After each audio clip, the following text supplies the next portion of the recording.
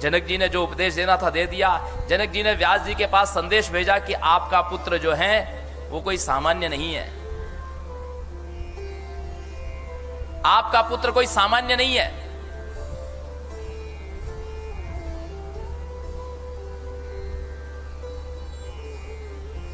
वो तो ब्रह्म स्वरूप है, परमहंस श्रेणी का। जो व्यक्ति परमहंस श्रेणी का हो, हंस किसको कहते हैं? यतियों को हंस कहते हैं हम लोग। जो सन्यासी होते हैं उनको हंस कहते हैं। हंस क्यों कहा जाता है? क्योंकि हमने निवेदन किया था, हंस उसको कहते हैं जो जिसमें नीर क्षीर का विवेक हो, अर्थात जल और दूध को मिला दिया जाए तो हंस दूध पी लेता है, जल छोड़ देता है। उसी प्रकार जो संसार में से सारभूत ईश्वर को ग्रहण कर ले और संसार थोथा संसार को छोड़ दे, उसको हम लोग हंस कहते हैं। लेकिन उन हंसों में भी जो श्रेष्ठ होता है उसको परम हंस कहते हैं। उन हंसों का भी जो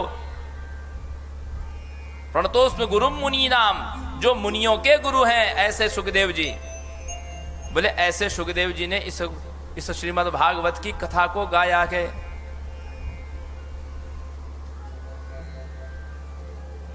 उसको बोलो कल जैसा साउंड बनाया था वैसा बनाओ। परमहंसों की श्रेणी की श्रीमद् भागवत की कथा। माताओं सज्जनों, नैमिषः निमिषच्छेत्रे ऋषयः शौनकादयः सत्रम स्वर्गाय लोकाय सहस्रसम मासतः। कलयुग आ गया था, कलयुग का आरंभ हो चुका था और सारे ऋषि, जितने भी नैष्ठिक ब्रह्मचारी ऋषि हैं, जिनकी संख्या 88,000 है, ये सब नैमिषारण्य चक्र तीर्थ में पहुंचे हैं और वहां पर इन्होंने एक यज्ञ आरंभ किया है जो 1000 वर्ष तक चलने वाला यज्ञ है।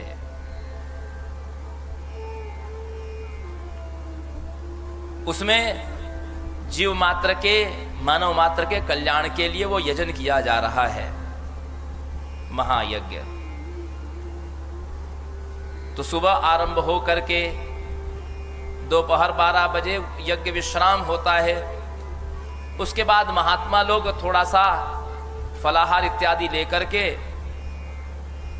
एक मुहूर्त विश्राम करते हैं और उसके बाद सारे जितने भी लोग हैं वो अक्षय वट के नीचे, विशालकाय अक्षय वट है, अभी परसों हमारी कथा वहीं पर समा, उसी अक्षय वट के नीचे कथा हुई।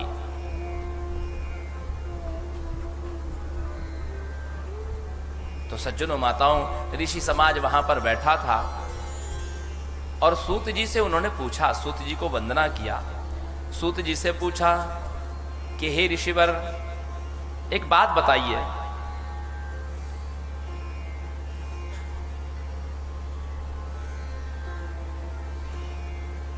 त्वया खलु पुराणानि सेतिहासीनि चानघः आख्यातानि अधीतानि धर्मशास्त्राणि तान्यतः। आपने धर्मशास्त्रों की अच्छी अध्ययन करके उसकी व्याख्या की है सूत जी, आप व्यास जी के शिष्य हैं। तो मुझे ये बताइए, हम ये जानना चाहते हैं कि जीव मात्र के कल्याण का परम साधन क्या है। एक प्रश्न। दूसरी बात, प्रश्न को ध्यान से सुनिएगा तब कथा समझ में आएगी आपके। यदि प्रश्न को ध्यान से नहीं सुनेंगे तो आपको कथा वस्तु समझ में नहीं आएगी।